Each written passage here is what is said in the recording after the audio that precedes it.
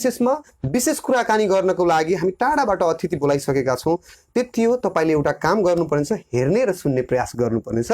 आज हामी विशेष गरी टिकापुरको शैक्षिक गतिविधिका बारेमा कुरा गर्नेछौँ। टिकापुरमा एउटा यस्तो विद्यालय छ जसको इतिहास, जसको गौरव टिकापुरमा चर्चाको शिखरमा पुगेको छ। एउटा चर्चित विद्यालय, धेरै वर्ष पहिलेदेखि सञ्चालित एउटा विद्यालय जसलाई धेरैले चिन्नुहुन्छ, जसको नाम गणेश बाबा इङ्ग्लिस बोर्डिङ स्कुल हो। र आज हामी गणेश बाबा इङ्ग्लिस बोर्डिङ स्कुलको बारेमा हामी कुरा गर्नेछौँ। र हाम्रो मालिक एफएम 79 मेगाहर्ज, त्यसै गरी हाम्रो पात्रो, हाम्रो एप्लिकेसनबाट तपाईँले सुन्दै हेर्दै हुनुहुन्छ भन्ने हामीले विश्वास गरेका छौँ। अहिले तपाईँले मालिका टेलिभिजन लेखिएको पेजबाट पनि तपाईँले हेर्दै हुनुहुन्छ भन्ने हामीले आशा गरेका छौँ। र आज हामी विशेष गरी टिकापुरको शैक्षिक गतिविधिका बारेमा कुरा गर्छौँ भन्ने कुरा तपाईँले जानकारी दिइसकेपछि अब ढिलो नगरी हामी टिकापुरमा रहेको गणेश बाबा इङ्ग्लिस बोर्डिङ स्कुलका एजुकेसनल डाइरेक्टर तथा शिक्षक भुवनेश्वर पन्त सर हुनुहुन्छ। उहाँलाई हामी ढिलो नगरी स्वागत गर्न चाहन्छौँ। स्वागत छ सर। धन्यवाद सर। आराम हुनुहुन्छ सर? सन्चै छु। यहाँहरूलाई सर्वप्रथम धन्यवाद दिन चाहन्छु, अवसर दिनुभएको छ आफ्ना विचारहरू राख्नलाई। आफ्नो विद्यालयको प्रतिनिधित्व गर्दै विद्यालयका समग्र गतिविधिहरूको बारेमा मेरा कुरा राख्नका लागि यहाँहरूले यो अवसर दिनुभएकोमा पुनः पनि यहाँलाई म धन्यवाद टकाउन चाहन्छु। आज हाम्रो लागि एउटा अवसरको कुरा पनि हो सर। एउटा शिक्षित वर्ग, एउटा शिक्षित व्यक्तित्वसँग कुरा गर्न पाउनु र मालिक एफएमको सौभाग्य पनि हो। अहिले तपाईँले पढिरहेको कुन लेभल सर? वस्तुतः म अहिले विद्यावारिधि गरिरहेको छु, पिएचडी। सामान्य हामीले बुझ्ने गरी पिएचडी पढिरहेको व्यक्तिसँग यो मेरो फर्स्ट इन्टरभ्यू सर मैले लिइरहेको छु। यो मेरो लागि सौभाग्यको कुरा पनि हो, किनभने शिक्षामा विशेष गरी पढे लेखेका मान्छेहरूबाट अवसरको कमी, अवसर नपाउने, र अघि हामीले अफ टाइममा पनि कुरा गरेका थियौँ कि शिक्षा जो पहुँचमा पुग्ने चाहिँ खराब व्यक्तिहरू चाँडो पहुँचमा पुग्ने, लिडरसिप बनिदिने, र जसले गर्दा संसारै खराब मान्छेले भरियो कि भन्ने लाग्थ्यो। तर आज चाहिँ यो सम्भावना हामीले बिस्तारै कम भएको देख्छौँ। किन तपाईँहरू जस्तो व्यक्तित्वहरूसँग हामीले कुरा गर्दै जाँदा धेरै व्यक्तित्वहरूले सुनिराख्नु पनि भएको होला, हेरिराख्नु पनि भएको छ। यो हाम्रो लागि सौभाग्य हो। पिएचडी गर्न कति गाह्रो साह्रो हुँदो रहेछ सर? यो एउटा अनुसन्धान तहको अध्ययन हो।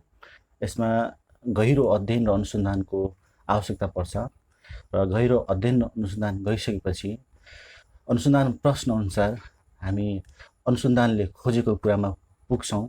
यसका जटिल विधि र प्रक्रियाहरू छन्। यी जटिल र विधि र प्रक्रियाहरूलाई अँगाल्दै अनुसन्धान गर्नु आफैमा एउटा ठुलो चुनौतीपूर्ण कार्य हो। यो पक्कै पनि सजिलो कुरो चाहिँ होइन। एउटा पिएचडी अहिले पढ्दै गर्दा अलिकति पुरानो फ्ल्यासब्याकमा जाने हो भने स्कुलिङ कतातिरबाट भयो सर? कुन विद्यालयबाट सुरु गर्नु? अलिकति तपाईँको शैक्षिक करियर जान्न चाहियो सर। म सामान्यतः एउटा सरकारी स्कुलको विद्यार्थी हुँ। मैले आफ्नो प्लस एसएलसी सरकारी विद्यालयबाटै गरेँ। त्यसपछि +2 पनि मैले सरकारी विद्यालयबाटै गरेको हो। र त्यसपछि त्रिभुवन विश्वविद्यालयबाट बिए एमए 2वटा विषयमा गरेँ। मानवशास्त्र, राजनीतिशास्त्रमा एमए गरिसकेपछि त्यसपछि विद्यावारिधिको लागि मैले केही अध्ययनहरू गरेँ, तयारी गरेँ, र विद्यावारिधिमा म भर्ना भइसकेपछि, इनरोल भइसकेपछि अहिले मेरो यो 5औँ वर्ष हो। यतिखेर म विद्यावारिधिको अन्तिम चरणमा छु। मलाई यतिखेर थेसिस बुझाउनु पर्ने एक खालको चटारो भनौँ न, एक खालको चाहिँ यो टाइम फ्रेमभित्र रहेको छु। म यो विषयमा अहिले म अत्यन्तै भनौँ न व्यस्त छु। के टपिकमा पिएचडी हुँदैछ सर? मेरो रिसर्च अर्थात् अनुसन्धान क्षेत्र अन्तर्राष्ट्रिय सम्बन्ध हो। मुख्यतः म नेपाल भारत सम्बन्धलाई लिएर अध्ययन गरिरहेको छु। नेपाल भारत बिचको सम्बन्धमा पनि यो पटक पटक भारतले नेपाल माथि जुन नाकाबन्दी लगाइरहेको हुन्छ, यो नाकाबन्दीको लाई लिएर नाकाबन्दीको कारणहरू के रहेका छन्, नाकाबन्दीले नेपालको राजनीति सँगसँगै नेपाल र भारत सम्बन्धमा के कस्ता प्रभावहरू परेका छन्, यस्ता अन्तर्निहित कुराहरूलाई खोजको माध्यमबाट यो विद्यावारिधिमा मैले ल्याउने प्रयास गरिरहेको छु।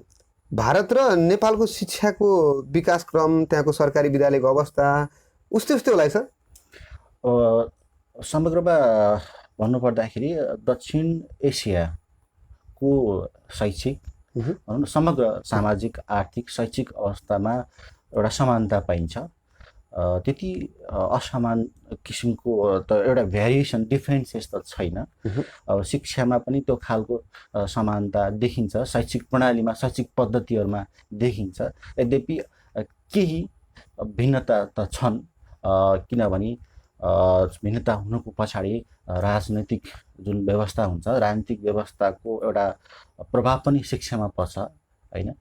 नेपालको राजनीतिक इतिहासलाई हेर्ने हो भने, नेपालको राजनीतिक विकासलाई हेऱ्यो भने त्यो एउटा छुट्टै आफ्नो मौलिक प्रकृतिको छ भने भारतको एउटा छुट्टै मौलिक प्रकृतिको छ। भारत लामो समयसम्म औपनिवेशिक शासनबाट भारत चाहिँ गुज्रिनु पर्यो, त्यसको प्रभाव त्यहाँको शिक्षामा देख्न सकिन्छ। अङ्ग्रेजीको बेस अलि बढियो छ भन्नु खोजेको। अभियसली देख्न सकिन्छ। नेपालमा त्यो खालको प्रभाव देखिँदैन। नेपालमा नितान्त रूपमा भन्नुपर्दाखेरि नेपालले मुख्यतः बेलायतसँगको सम्बन्धपछि नेपालमा आधुनिक शिक्षाको प्रभाव परेको देख्न सकिन्छ। मुख्यतः नेपालमा पनि अब जङ्गबहादुरले अङ्ग्रेजी होइन शिक्षाको लागि, अङ्ग्रेजी पढाउनका लागि बेलायतबाटै शिक्षकहरू ल्याएर त्यो शिक्षा सुरुवात गरेदेखि नै मलाई लाग्छ आधुनिक शिक्षाको प्रारम्भ भएको कि जस्तो मलाई लाग्छ। तर एउटा प्रश्न जस्तो नेपालको राजनीतिकलाई एउटा आरोप छ बेला बेलामा कि बेरोजगार, शिक्षित बेरोजगार बढी भए भन्ने आरोप छ नि। हाम्रो देशमा अहिले सिटिबिटी अन्तर्गत धेरै पढाइहरू पनि हुन थाले, अलिकति विकल्प अलिक खोज्न थालेको सरकारले जस्तो लाग्छ कि त्यही पुरानै ढरामा छ सरकार? शिक्षा कस्तो हुनुपर्छ, मुख्यतः शिक्षाले कस्तो प्रकारको जनशक्ति उत्पादन गर्नुपर्छ भन्ने कुरामा सरकार स्पष्ट हुनुपर्छ। सरकारमा त्यो अनुभूति अथवा सरकारले त्यो खालको नीतिगत परिवर्तन त ल्याएको देखिन्छ। किनभने पछिल्लो पटक बजारमा हामीले यो भनौँ न अनस्किल, एउटा स्किल नै डेभलप नगरिएको, सिप नै विकास नगरेको एक खालको जनशक्ति उत्पादन भइरहेको छ।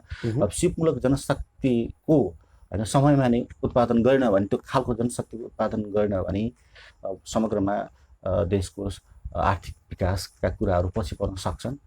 मलाई लाग्छ शिक्षामा धेरै सुधार ल्याउन आवश्यक छ, शिक्षालाई सिपमूलक बनाउन आवश्यक छ भन्नुपर्दा। अब गणेश बाबातिर जाउँ सर। यो त तपाईँले राजनीतिक, विश्व राजनीतिका कुरा भयो, शिक्षाका कुरा गऱ्यौँ। एउटा विद्यावारिधि गर्दै गर्दा एउटा यस्तो व्यक्तित्व जो हाम्रो गणेश बाबा इङ्ग्लिस बोर्डिङ स्कुलमा हुनु भनेको एउटा गौरवको कुरा पनि हो। गणेश बाबा स्कुलमा अहिले जस्तो एसई दिएका विद्यार्थीहरूलाई पनि +2 को लागि एडमिसन खुलिरहेको कुरा पनि आइरहेको छ। कुन फ्याकल्टीमा, कुन फ्याकल्टीको लागि कुन मेजर सब्जेक्ट छ, के छ त्यसको बारेमा? हामीले गत सालबाट +2 मा म्यानेजमेन्ट सब्जेक्ट राखेका छौँ। म्यानेजमेन्ट सब्जेक्ट राख्नुको पछाडिको कारण भनेको अहिलेको बढ्दो माग हो। अब यो वैश्विक स्तरमा पनि समग्रमा भन्नुपर्दा व्यवस्थापनको क्षेत्र फराकिलो छ होइन। अहिले पनि तपाईँले हेर्न सक्नुहुन्छ विश्वविद्यालय स्तरमा यो व्यवस्थापन विषयले होइन अहिले यो लगभग झन्डै पहिलो पोजिसन, फर्स्ट पोजिसन लिन खोजेको देखिन्छ। केही समय अगाडि सेकेन्ड पोजिसनमा थियो भने अब अहिले फर्स्ट पोजिसनमा आउनु खोज्दैछ। त्यसको पछाडिको कारण रहस्य के हुनसक्छ? यसका धेरै कारणहरू छन्। एउटा त व्यवस्थापन भनेको एउटा बहुआयामिक विषय हो। यसमा विभिन्न आयामहरू छन्। यसले एउटा मात्र विधाको अध्ययन हुँदैन, यसमा विभिन्न विधाको अध्ययन हुन्छ। बैंकिङ सेक्टरतिर पनि जानिन सक्ने भयो, उद्योगतिर पनि जान सक्ने भयो, विभिन्न सेक्टरमा जोडिन सक्ने हो। अब सामान्यतः भन्नुपर्दा व्यवस्थापनले एउटा कुशल नेतृत्वको विकास गर्छ। अब हामीले देखिआएको कुरा, हामीसँग पर्याप्त स्रोत साधनहरू छन्, एउटा सामान्य कुरा गर्नुपर्दा होइन। तर हाम्रो व्यवस्थापन पक्ष, नेतृत्व प्रभावकारी नहुँदा हामी पछाडि छौँ।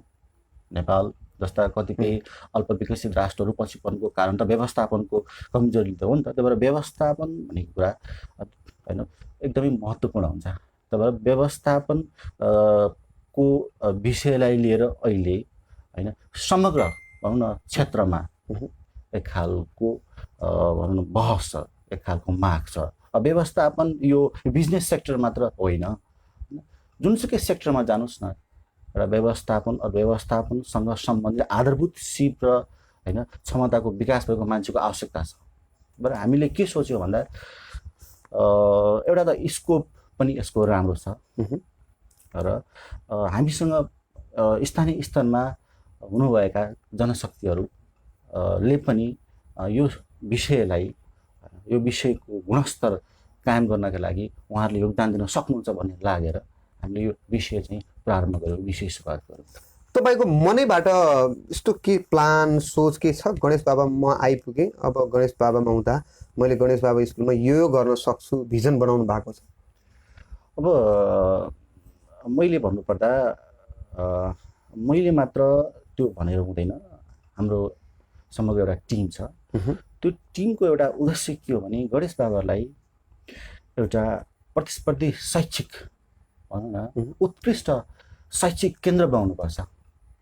त्यसो त टिकापुरलाई शैक्षिक नगरी भनिन्छ। एकदम। त शैक्षिक नगरी हुँदै गर्दा जति पनि शैक्षिक संस्थाहरू छन् ती शैक्षिक संस्थाहरू ले आफूलाई ग्रो गर्न सकेनन् भने अहिलेको जुन कम्पिटिटिभ जुन वातावरण छ, प्रतिस्पर्धी वातावरण छ, त्यो प्रतिस्पर्धी वातावरणमा आफूले उत्पादन गरेका होइन विद्यार्थीहरूले प्रतिस्पर्धा गर्न सक्ने अवस्था आएन भने त्यसको कुनै अर्थ छैन। त्यो भएर गणेश बाबा त्यस्तो विद्यालय हुनुपर्छ जहाँ एउटा ग्लोबल कम्पिटेन्सी भएको विद्यार्थीको उत्पादन हुन सकोस्, त्यो खालको विद्यार्थी त्यहाँबाट निस्कियोस् भन्ने सोच र सङ्कल्पका साथ हामीले गणेश बाबालाई अगाडि बढाउने हाम्रो सोच एउटा अछुट रहेको छ। शिक्षकहरू आम जस्तो दर्शक श्रोताहरूले त्यसलाई हाम्रो मालिक एफएम सुन्दै हेर्दै गर्दा शिक्षकहरूको व्यवस्था कस्तो छ भनेर सोध्नुभयो भने त्यसको जवाबमा के हुनसक्छ? अब शिक्षकहरू अब +2 को कुरा गर्नु खोज्नु होला। +2 को लागि हामीले त्यसमा कुनै पनि कम्प्रोमाइज गरेका छैनौँ। +2 को शिक्षकहरू हाम्रो विश्वविद्यालय तथा क्याम्पस स्तरमा लामो समयदेखि अध्ययन अध्यापन गरिरहेका शिक्षकहरू हुनुहुन्छ, शिक्षिकाहरू हुनुहुन्छ। म आफै पनि अनुसन्धानमा संलग्न शिक्षक हो। म पनि लामो समयसम्म म एउटा यही शिक्षण पेसा नै अँगालेर बसेको व्यक्ति हो। र हामी जस्ता यी व्यक्तिहरू हामी भनौँ न हामीले त्यो खालको टिम तयार पारेका छौँ र उहाँहरूले आफ्नो तर्फबाट पक्कै पनि कन्ट्रिब्युसन गर्नुहुनेछ र त्यो प्रतिबद्धता हामीले उहाँबाट पाएका छौँ। मलाई लाग्छ हामीसँग भएको टिमले कुनै पनि प्रकारको होइन कसुर छोड्ने छैन। कुनै पनि प्रकार हर सम्भवसम्म हरेक प्रयास मार्फत विद्यार्थीमा आउनुपर्ने सकारात्मक परिवर्तन त्यो गुणस्तरलाई अभिवृद्धि गर्नका लागि हाम्रो शिक्षक तयार भएर बसेका छन्, हाम्रो टिम तयार भएर बसेको छ। जस्तो तपाईँले गणेश बाबामा मात्रै शिक्षण गर्ने हो त्यहाँ मात्र हुनुहुन्छ वा अन्य कुनै शैक्षिक संस्थामा पनि आबद्ध? अहिले म गणेश बाबामा मात्र शिक्षण नगरेर म टिकापुर बहुमुखी क्याम्पसमा पनि म अध्यापन गरिरहेको छु। म मुख्यतः ग्रामीण विकास, समाजशास्त्र, राजनीति शास्त्र जस्ता विषयहरू पनि मैले त्यहाँ पढाउने गरेको छु स्नातक र स्नातकोत्तर तहलाई। र अनौपचारिक रूपमा अन्य शैक्षिक क्षेत्र अन्य भनौँ न शैक्षिक संस्थाहरूमा भएका विद्यार्थीहरूलाई पनि मैले सहयोग गर्दै आइरहेको छु। थोरै संस्थागत कहिले व्यक्तिगत यस्तै कुरा हामी उठाइरहेका छौँ। विशेषमा छौँ हाम्रो मालिक एफएम 79 मेगाहर्जबाट तपाईँले सुन्दै हुनुहुन्छ र हाम्रो मालिका टेलिभिजन लेखेको पेजबाट पनि हेर्दै हुनुहुन्छ। अलिकति तपाईँले अघि ब्याकग्राउन्डमा तपाईँका शिक्षण क्रियाकलापका गतिविधिका बारेमा कुरै गर्दै गर्दा सरकारी विद्यालयमा पढेको भन्नुभयो, तर अफ टाइममा अन इयरमा भन्दा नि अफ इयरमा तपाईँसँग कुरा गर्दा इङ्ग्लिसको बेस त तपाईँको अति नै राम्रो छ सर। कसरी कति कुन लेभलमा गएपछि तपाईँको चेन्जेस भयो इङ्ग्लिस? यो अभ्यास हो। त्यसो त म सानैदेखि अङ्ग्रेजीमा रुचि राख्थेँ। मेरो बुवाले मलाई अङ्ग्रेजीमा भनौँ न विशेष ध्यान दिन भन्नुहुन्थ्यो। उहाँले अङ्ग्रेजीमा लेखेका होइन कथाहरू त्योसँग सम्बन्धित विभिन्न रचनाहरू मलाई पढ्न दिनुहुन्थ्यो। म पढ्थेँ। सायद म त्यसबाट प्रभावित भएँ। त्यसले एक खालको ममा बेस तयार गर्यो। त्यसपछि मैले भनौँ न उच्च शिक्षा हासिल गर्दै जाँदा अङ्ग्रेजीलाई मैले प्राथमिकता दिएँ। मैले अङ्ग्रेजी भाषालाई अलिक बढी नै प्राथमिकता दिएको कारणले गर्दा केही सामान्य अङ्ग्रेजी बोल्न सक्छु। अब त्यसो तपाईँले भने जस्तो त्यो तर टिएमसीमा त विद्यार्थीहरूले त पन्त सरको इङ्ग्लिस धेरै राम्रो छ। टिएमसीमा एउटा चर्चा छ नि एउटा विषयवस्तु कि सरले इङ्ग्लिस टु इङ्ग्लिस मजाले पढ्न सक्नुहुन्छ, नेपाली शब्द बिना पनि मजाले टिचिङ गर्नुहुन्छ भन्ने यो कुरा त सत्य हुन्छ? त्यसो त स्वीकार गर्नुहुन्छ? अध्ययन अनुसन्धानको तहमा गइसकेपछि अङ्ग्रेजीको बढी प्रयोग हुन्छ। अब जस्तो विद्यावारिधीको तहमा हामीले अध्ययन गर्दा हामीले फरेन स्कोलर्सका होइन लेख रचनाहरू पुस्तकहरू पढ्नुपर्छ, ती कुराहरूलाई बुझ्नुपर्छ। त्यो अध्ययन गर्दै जाँदा स्वाभाविक रूपले अङ्ग्रेजी त मात्र दखलदार त हुनैपर्छ। मलाई लाग्छ त्यसको प्रभाव केही पर्यो होला, तैपनि म अङ्ग्रेजीलाई अझ राम्रो बनाउने प्रयासमा छु। यो मेरो प्रयास हो। अब यसलाई चाहिँ अहिले नै यसमा म पोख्त छु भनेर भनिहाल्न म चाहिँ सक्दिनँ। मैले हजुरसँग अफ एयरमा कुरा गर्दै जाँदा यो 10-15 मिनटमा पनि पहिलोपटक होला सायद तपाईँले नेपाली मात्र विशुद्ध बोल्नुभएको, किन श्रोता दर्शकहरूको लागि जसले तपाईँको बिचबिचमा इङ्ग्लिस सर र पुरै कतिपय वर्डहरू त हामी बुझ्न अलिक कठिनाइ हुने किसिमको वर्डहरू। अनि सर अब जस्तो मैले यो कुरा किन उठाइरहेको छु भने अहिले कसैले अङ्ग्रेजीमा एकदम कमजोर छु, निराशा जागेका, सरकारी विद्यालयमा पढेको छु, मलाई अङ्ग्रेजी आउँदैन, के टिप्स हुनसक्छ तपाईँसँग? तपाईँले कसरी सुधार गर्नुभयो आफ्नो आफूमा सुधार भएको चिज र अहिले सुनिराख्नु भएको दर्शक श्रोताहरूलाई काम लागोस्, यो गर्दा म सरकारी विद्यालयमा पढ्दै गर्दा पनि मेरो अङ्ग्रेजी राम्रो भयो? त्यसो त म अङ्ग्रेजीको शिक्षक होइन। मलाई लाग्दैन कि भनौँ न मलाई लाग्छ कि मैले दिने टिप्सहरू त्यति महत्त्वपूर्ण नहुन सक्छन्। यद्यपि आफ्नो अनुभव अब मेरो अनुभवमा अब अङ्ग्रेजीलाई सुधार्नका लागि मेरो अनुभवको कुरा गर्नुपर्दा तिनटै पक्षहरू महत्त्वपूर्ण छन्: लिसनिङ, स्पिकिङ एन्ड रिडिङ।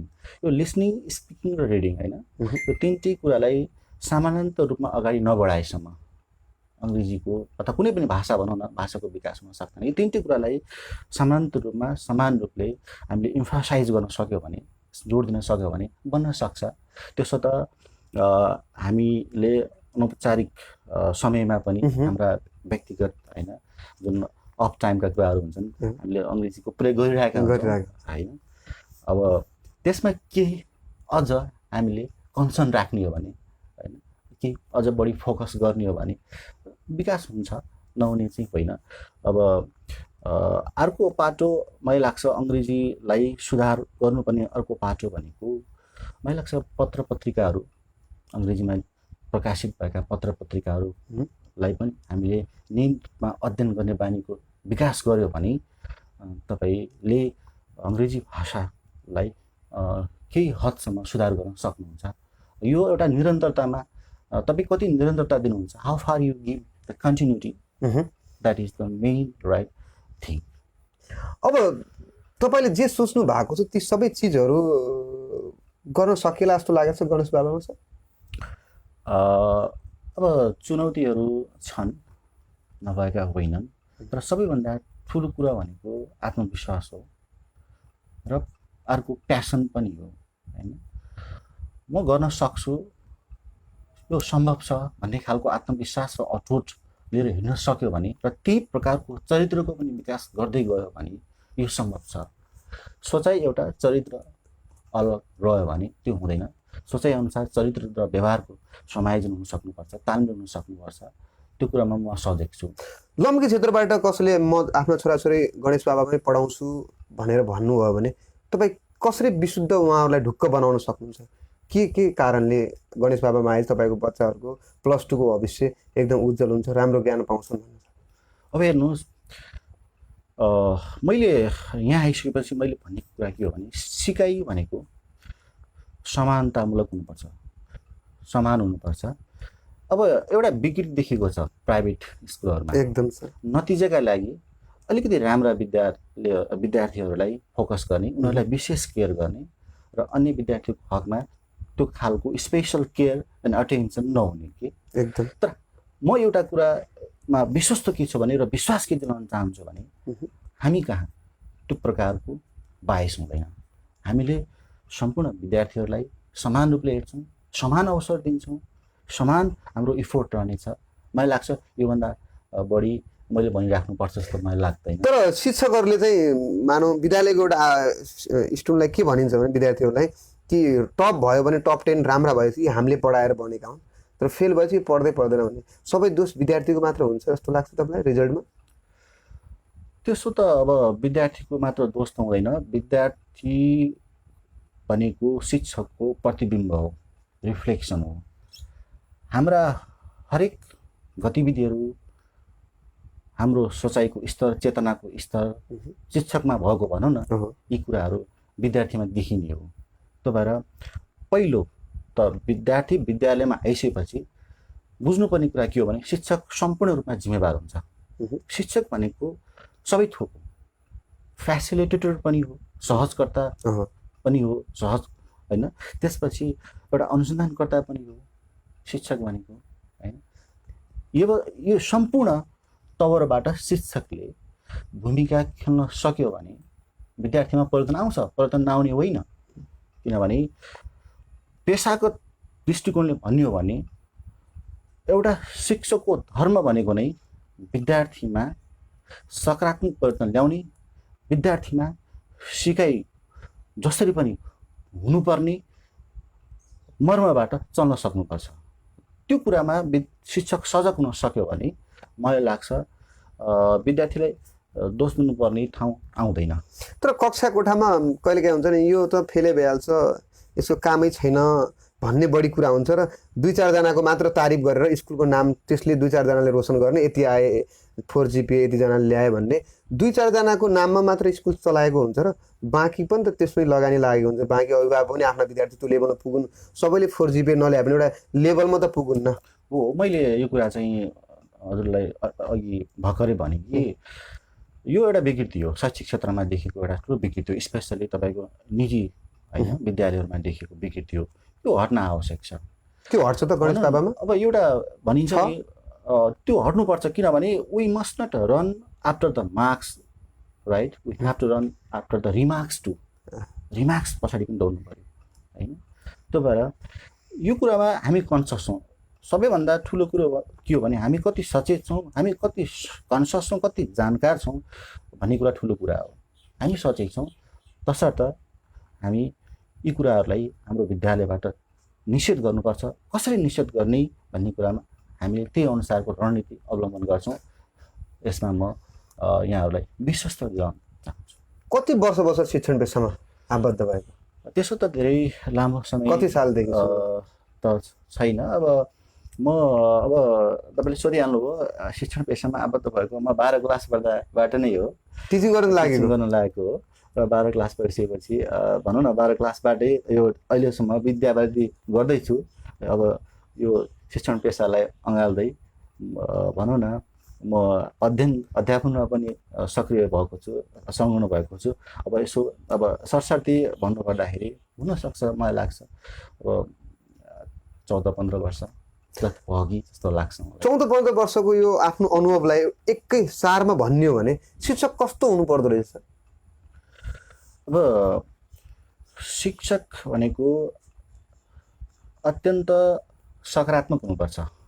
को प्रति भन्दा विद्यार्थीप्रति। मैले बुझेको कुरा यो, हामी विद्यार्थीप्रति सकारात्मक भइदिएनौँ भने आफ्नो पेसाप्रति सकारात्मक भइदिनु होइन, शिक्षक हुनुमा कुनै अर्थ हुँदैन। पेसालाई नकारात्मक दृष्टिकोणले हेर्ने, पेसाप्रति एक खालको निराशा देखाउने, विद्यार्थीको व्यवहारप्रति हामी चाँडै नै इरिटेट भइहाल्नु पर्ने, विद्यार्थीले ससानो गल्ती गर्यो भने, विद्यार्थीमा समस्या देखियो भने विद्यार्थीप्रति नकारात्मक भइहाल्नु पर्ने। यो जुन छ नि यो पाटोलाई हामीले सच्यायो भने त्यसपछि वास्तवमा एउटा शिक्षक पेसागत रूपले निपुण हुन सक्छ, एउटा शिक्षकको रूपमा स्थापित हुन सक्छ मलाई लाग्छ। मैले भन्न खोजेको हामीले विद्यार्थीलाई माया गर्नुपर्छ एकदमै। त्यो विद्यार्थीलाई हामीले होइन क्रिमिनोलोजीको प्याटर्नबाट हेर्नु होइन, हामी क्रिमिनोलोजीको प्याटर्नबाट हेरिदिन्छौँ। क्राइमको एउटा क्रिमिनल हुन्छ, त्यो क्रिमिनलले अपराध गरिसकेपछि हामीले हेर्ने दृष्टिकोण र विद्यार्थीलाई हेर्ने दृष्टिकोण मलाई लाग्छ कहीँ कतै मिलिरहेको हुन्छ क्या। त्यो छडी बोक्नु, उसलाई सजाय दिनु, दण्ड दिनु, गाली गर्नु, त्यो क्रिमिनोलोजी त्यो प्याटर्न होइन त। डिसिप्लिन इन्चार्ज राख्ने चलन छ नि, अपराधीलाई हेर्ने त्यो एक खालको त्यो प्याटर्न होइन। त्यो प्याटर्नबाट हेर्न छोड्नुपर्छ। हाम्रो नजर, हाम्रो जुन हेराइ छ विद्यार्थीप्रति हेराइ छ नि, त्यो हेराइमा विद्यार्थीलाई बुझ्ने हाम्रो जुन दृष्टिकोण छ त्यसमा रूपान्तरण गर्न आवश्यक छ, व्यापक परिवर्तन गर्न आवश्यक छ। यो परिवर्तन नगर्दासम्म मलाई लाग्छ एउटा शिक्षक बन्न सक्दैन मेरो विचारमा। सर, विद्यालयमा एउटा डिआई चाहिएको, डिसिप्लिन इन्चार्ज चाहिएको वा मोटिभेटर चाहिएको? मलाई के लाग्छ भने विद्यार्थी आफैमा डिसिप्लिन इन्चार्ज हो। ऊ आफै नै के हुन्छ त, आफै नै इन्चार्ज हो। ऊ आफै भनिन्छ नि शिक्षक नभएर शिक्षक भनेको सहजकर्ता हो, विद्यार्थी आफैमा शिक्षक हो। अब शिक्षकलाई पनि डिसिप्लिन इन्चार्ज चाहिन्छ र? तर थुप्रो यहाँ अझै हाम्रो ठाउँमा त कमै होला नि, काठमाडौँतिरका थुप्रो विद्यालयहरूमा त्यस्तो राख्ने परिपाटी छ। त्यसको गल्ती गरेको महसुस नगराउने सिधै सजाय दिने चलन छ नि।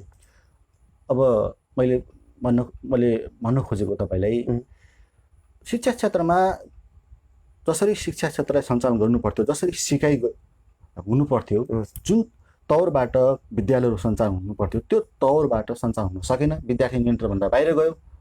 विद्यार्थी नियन्त्रणभन्दा बाहिर जाँदाखेरि अब उनीहरूलाई विकल्प भएन होइन। त्यो भएर यसो भन्दै गर्दा उनीहरूलाई डिए आवश्यक परेको हो भनेर मैले भन्न खोजेको होइन। उनीहरूले अन्य तौर तरिका पनि अवलम्बन गर्न सक्थे होइन।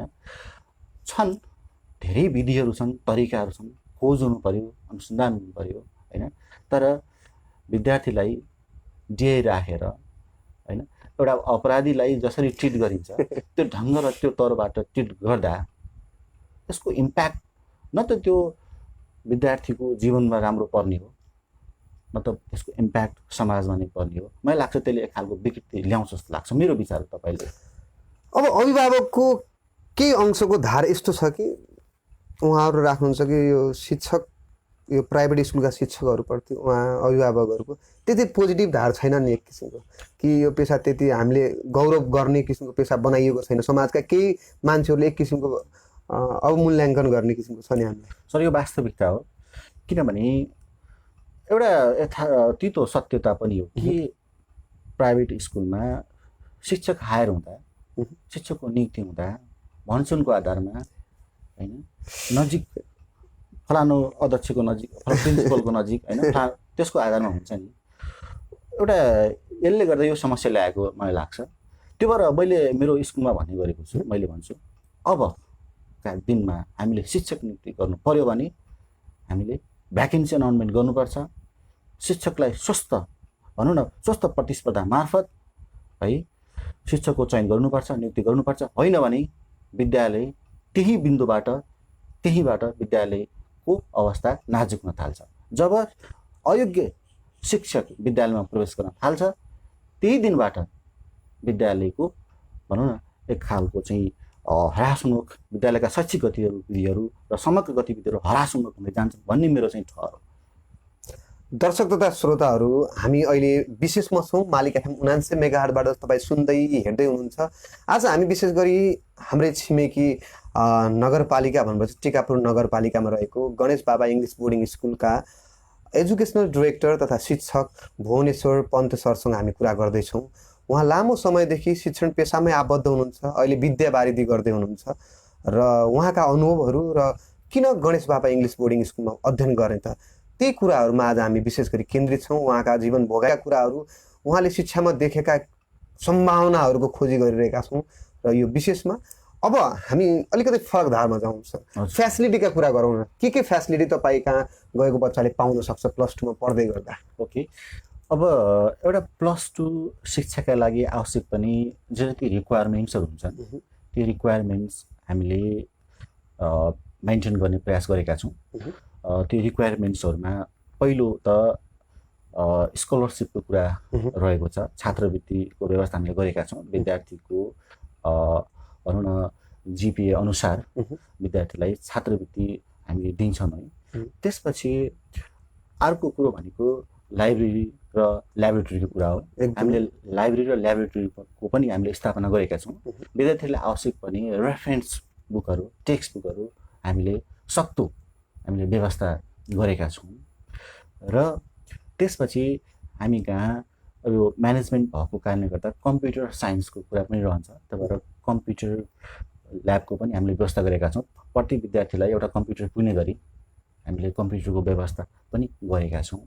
र यसरी जे जति रिक्वायरमेन्ट्सहरू आवश्यक पर्छन् ती रिक्वायरमेन्ट्सहरूलाई हामीले भनौँ न आउँदा दिनमा पुरा गर्दै जाने हाम्रो योजना रहेको छ। अब लकडाउन छ सर, लकडाउनमा कसरी अध्यापन गराउने योजनामा हुनुहुन्छ त? के छ गणेश बाबामा त्यस्तो व्यवस्था? अब यो एकदमै जटिल कार्य हो।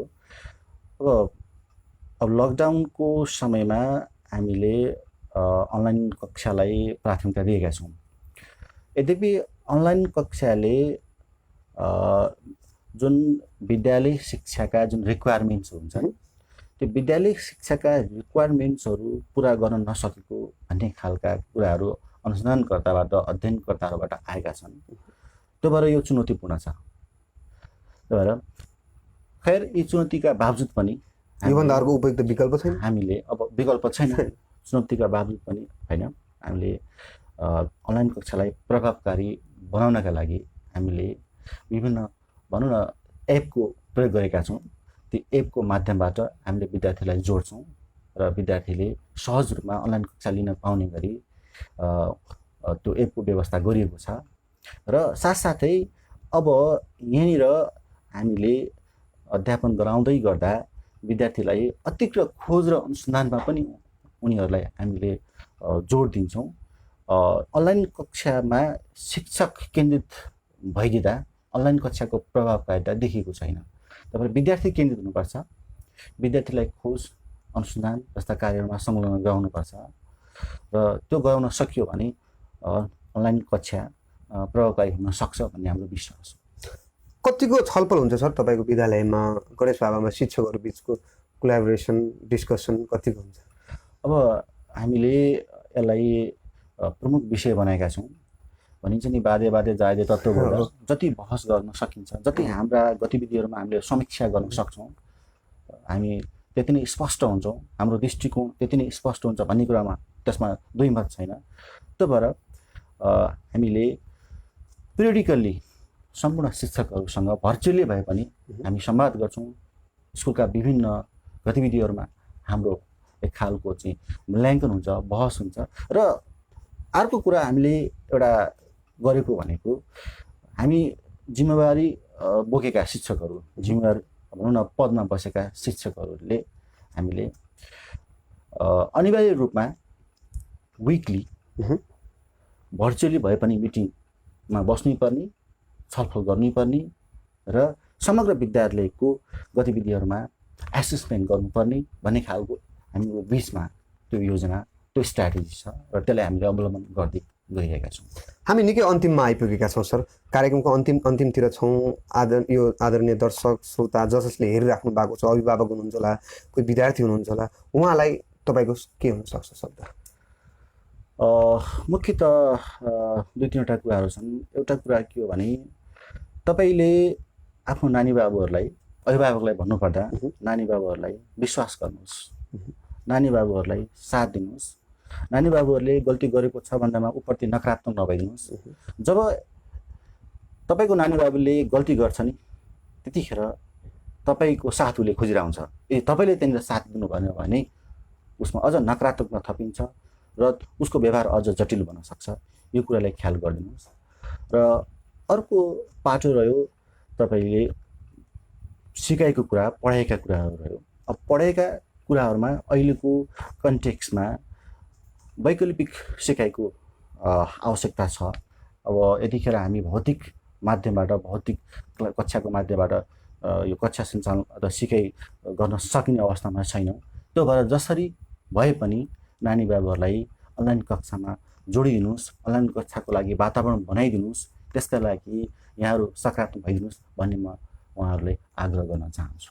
हस् सर, यो अवस्मरणीय क्षण आजको लागि हामी अन्तिम चरणमा छौँ। तपाईँ आइदिनु भयो टिकापुरबाट। यो पानी परिरहेको मौसमलाई पनि ख्याल नगरिकन यहाँसम्म रुच्दै भिज्दै आएर आफ्ना ऊर्जावान शब्दहरू राखिदिनु भयो कार्यक्रम विशेषमा।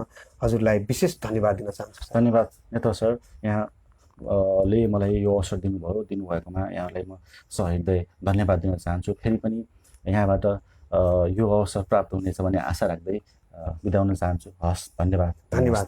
नमस्ते दर्शक तथा श्रोताबिनहरू, आज हामीले टिकापुरमा रहेको गणेश बाबा इङ्ग्लिस बोर्डिङ स्कुलको बारेमा कुरा गऱ्यौँ। समग्र अझै विद्यावारिधि गर्दै गर्नुभएका शिक्षक, सोही विद्यालयका एजुकेसनल डिरेक्टर पनि हुनुहुन्छ भुवनेश्वर पन्त सरसँग हामीले कुराकानी गऱ्यौँ।